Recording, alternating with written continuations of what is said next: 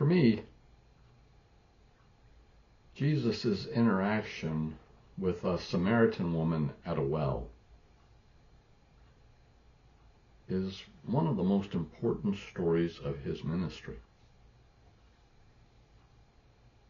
You may say that the story doesn't seem to be ministry per se, and I would agree with you on the face of it.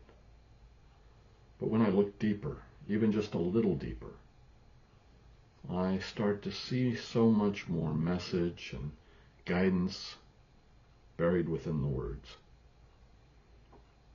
See, with Jesus, every word, every act, every deed is part of his ministry to us, all of us.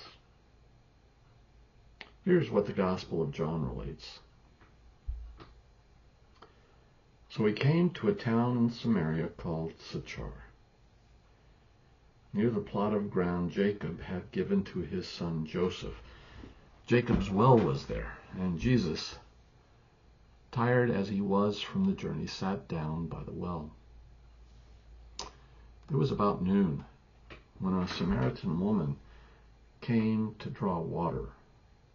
Jesus said to her, "Will you give me a drink?" His disciples had gone into the town to buy food. The Samaritan woman said to him, "You are a Jew, and I am a Samaritan woman. How can you ask me for a drink?" For Jews do not associate with Samaritans. Then later, Jesus told her, "Go call your husband and come back." "I have no husband," she replied. Jesus said to her, "You are right when you say you have no husband. The fact is, you have had 5 husbands, and the man you now have is not your husband. What you have just said is quite true." "Sir," the woman said, "I can see that you are a prophet. Our ancestors worshipped on this mountain, but you Jews claim that the place where we must worship is in Jerusalem." "Woman," Jesus replied, "believe me, the time is coming when you will worship the Father neither on this mountain nor in Jerusalem. You Samaritans worship what you do not know. We worship what we do know.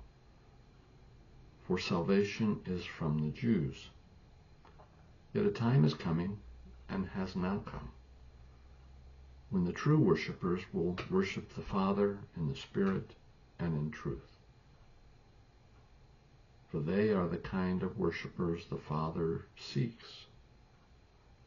God is Spirit, and his worshippers must worship in the Spirit and in truth." The woman said, "I know that Messiah, called Christ, is coming. When he comes, he will explain everything to us." Then Jesus declared, "I, the one speaking to you, I am he."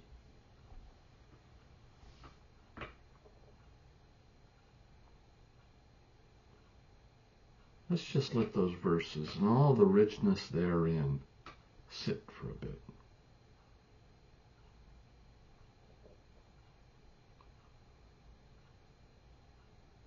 This may take a few videos to dig into, like we dug into the small selection of verses in Genesis. See, I think there are at least 4 topics within this set of verses that are worth probing. I see them as 1, Jesus' decision to talk with a Samaritan woman.